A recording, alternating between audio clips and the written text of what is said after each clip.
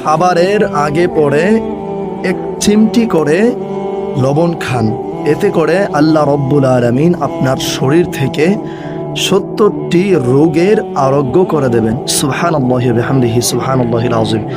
নবীজি পাক সাল্লাল্লাহু আলাইহি ওয়া আলিহি ওয়াসাল্লাম সব সময় খাবারের আগে এবং পরে একটুখানি লবণ খেতেন।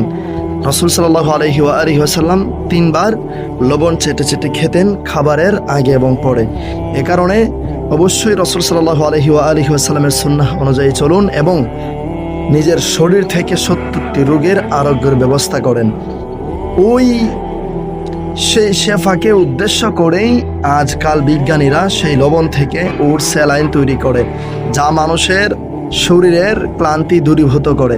এছাড়াও লবণের অনেক উপকারিতা রয়েছে। তবে খাবারের আগে পরে লবণ খাবো আমরা রাসূল সাল্লাল্লাহু আলাইহি ওয়া আলিহি ওয়াসাল্লামের সুন্নতকে অনুসরণ করে। সওয়াবের নিয়তে ভিডিওটি প্রচুর পরিমাণে শেয়ার করে ছড়িয়ে দিন, যেন অন্য ভাই বোন সেই আমলটুকু করতে পারে। আসসালামু আলাইকুম ওয়া রাহমাতুল্লাহ।